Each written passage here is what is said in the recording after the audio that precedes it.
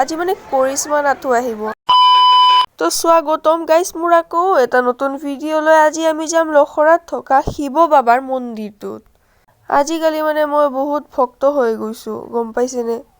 পাপ বহুত হৈছে ন, সেইকাৰণে পুণ্য কৰিব সদায় সদায় যাই থাকো। আপোনালোকে ব্লগবোৰ চায়ে থাকে চাগে।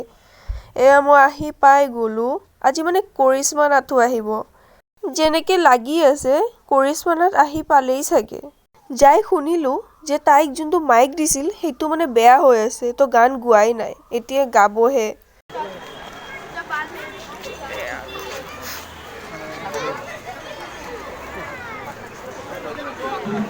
তাই গান নোগোৱা সময়খিনি আমি মন্দিৰে দৰ্শন কৰো আহক।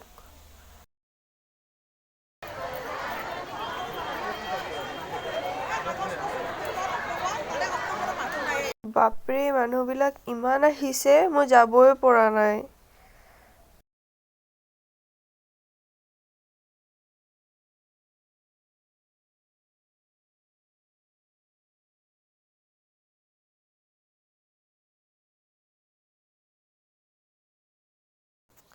ইমান ধুনীয়াকৈ ডেক'ৰেশ্যন কৰিছে, দেখাই পাইছে। আপোনালোকে ইয়াৰ পৰাই দৰ্শন কৰি লওক। আৰু ইয়াতে যে মানুহৰ ইমান ভিৰ কিহৰ কাৰণে জানে নে নাজানে? চব কৰিশ্মা নাথক চাব আহিছে। পূজাটো কিছুমানে কৰিছে, কিছুমানে কৰা নাই, কিন্তু কৰিশ্মা নাথক চবেই চাব। কাৰোবাক সুধিলেই ক'ব যে কৰিশ্মা নাথক চাব গৈছিলো, কৰিশ্মা নাথক চাব গৈছিলো। মানুহবোৰে ভগৱানকে পাহৰি যায় এইবোৰ ফকতীয়া চেলিব্ৰিটি দেখা পালে।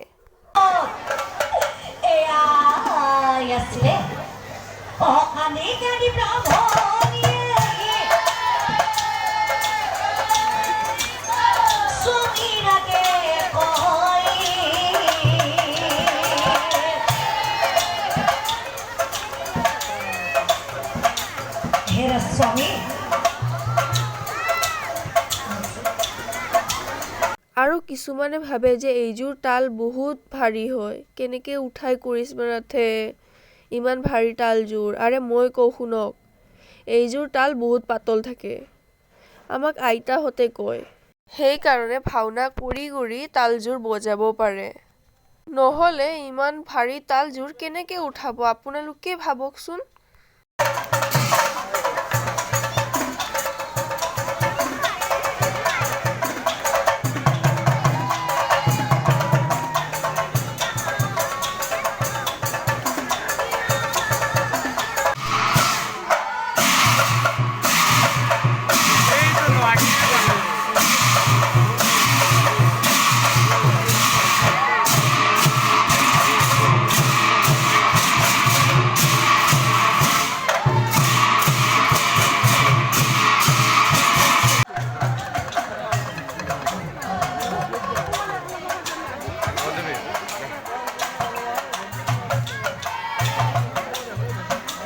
তাইৰ নমুনাবিলাক চাব নোৱাৰি ঘৰতে যাওঁ আৰু কিনো কৰিম।